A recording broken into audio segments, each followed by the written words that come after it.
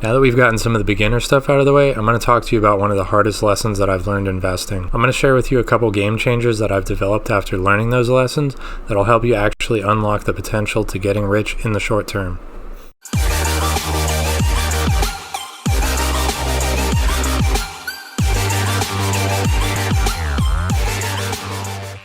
We've talked a lot about money, but now let's talk about some of the magic. For those of you who don't have a background in magic or alchemy, magic is the art of utilizing natural forces to bring about change in accordance with our personal will. Now bear with me here, I'm not talking about lighting sage and candles, calling on some pagan gods to somehow boost the price of Bitcoin.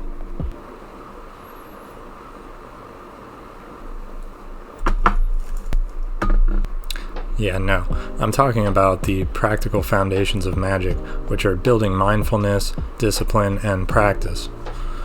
See, by the time I was 24, 25, and I'd been investing in the stock market for a bit, I realized I would probably be a millionaire by the time I was 50 or so. And that was cool, but recently things have changed. I picked up some expensive hobbies like mountain biking and photography and making videos. I've also been paying attention a lot to what's going on with all this COVID stuff, the implications of the recent economic events, technological advancements, and the future of humanity in general. I don't want to sound cynical or alarmist, so I'm not going to get into the details too much, but you should know massive changes are coming. Anyway, I decided I don't want to wait until I'm 50 to become a millionaire. I decided I'm really going to buckle down and try to put everything I have into building my wealth and improving my life. Last year I did really well in the stock market, but I know I missed a lot of opportunities that I probably wouldn't have if I was paying more attention. But like most Americans, I was so busy spending money on things and entertainment. I've always been a bit of a minimalist compared to the average person and a bit better with money because I believe in delayed gratification. But the major mistake I realized I was making was not adding anything to my portfolio. I would even skim off the top to buy things that I otherwise couldn't afford. By doing this, I was guaranteeing that I wouldn't ever have anything more than a retirement account. It's easy to take 10 grand or so in your 20s and invest it so that you have a retirement. You don't even really have to add much money if you're just investing in stocks and maybe putting in your tax returns each year. But to really ignite the process to where I wouldn't be working for somebody else in my 30s, I knew I was going to have to figure out some way to get more money into these accounts. The thing with investing is the more money you invest, the more money you can make, and the easier it is to make money. Pretty obvious, right? But when you really do the math, it becomes a lot more clear and urgent even. There's a famous quote that says, turning $100 into $110 is work, but turning 100 million into 110 million is inevitable. So say you invest $100 at the beginning of the year in the stock market and assume a 10% return, which is pretty average. So then yeah, you just made $10 over a year. Who cares? But let's take something like 10,000, which some of you watching this video may very well have. Invest that and you have made $1,000 over that year. Not life-changing, but if you were just trying to make some income on the side, $1,000 that could pay for your rent and bills for a month. 10x that to 100,000 and you can pay your bills for the entire year. And finally, let's say you did that with $1 million. Your return would be $100,000. Even if you didn't get the 10% return, let's say it's 5, that's still $50,000. So somewhere between $50,000 and $100,000, that's a well above average salary. At this point, you don't have to work. You can start a business and then generate more income than you would ever working anyway. This is how the rich almost always get richer. The poor realize that $100 is only going to get them a return of $10, which is not even really worth it. You might as well just spend it on lottery tickets. But what if you put in $100 a week? Let's say you have an average tax return of $1,000 or a Christmas bonus or whatever. Then you're looking at like $6,000 a year, which at that 10% return rate becomes over $50,000 over 5 years. At that point, you start to break out of that cycle and you become better at saving and investing. And before you know it, you can quit your job.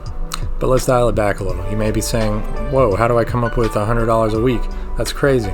Well, the average income in this country is around $850, so 100% is a little less than 12%. Most people will tell you that conservatively you should be able to save 20% of your income. This is where the magic comes in. Remember when we talked about mindfulness? You need to stop and look around. How many things are in the room with you right now? And how many of those things have you used in the last month? It's no secret that an overwhelming amount of people in this country have gone into debt to buy things that they couldn't afford and ultimately didn't need. Now, I could go on about this stuff all day. We could talk about the traps of advertising and consumerism, all that fun stuff, but I'm not going to get into that right now. Deep down, you know if you're spending too much money. Look at your Amazon orders over the last month. Open drawers, go through your closet, different rooms. You'll see how many things you have that you don't use and how much money you've wasted. This pretty much applies to everyone to some degree. The point is, once you start looking at this stuff and develop some mindfulness about what's going on in your life, you can stop wasting your money or energy on pointless things. And I say money or energy, but really it's kind of the same thing. Money is just a form of energy. You can make it work for you, or you can work for it your whole life. Are there rooms in your house you don't use? I bet you're still air conditioning them. Do you have multiple cars? Do you really need them? Because either way, you're paying that monthly insurance regardless. Everything from your housing to your entertainment subscriptions can be reduced so that life is not sucking you dry of your finite resources.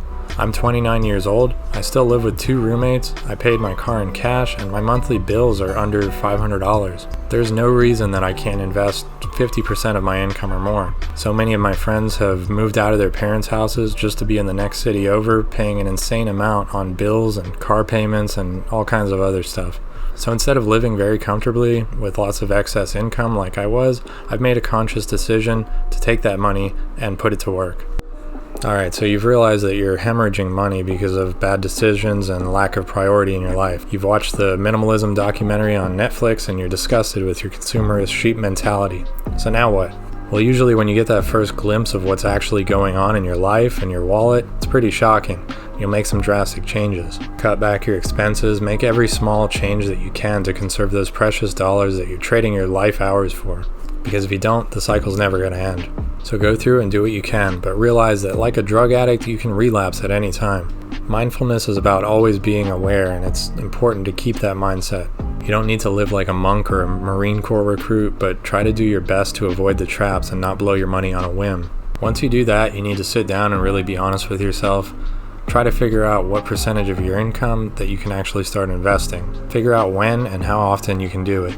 This is where the discipline and the practice comes in.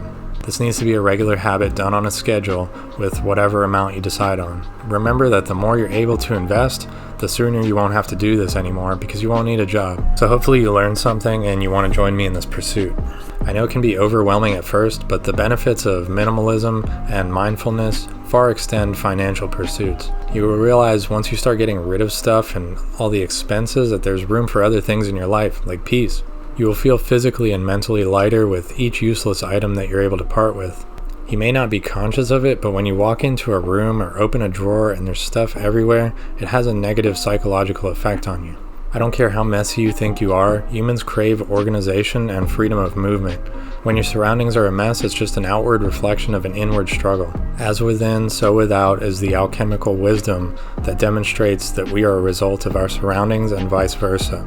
It is not a coincidence that rich people prefer quality over quantity. The rich often decorate very minimally and keep their space clean. Even if they aren't doing it themselves, they will hire somebody to do it because they realize the immense value.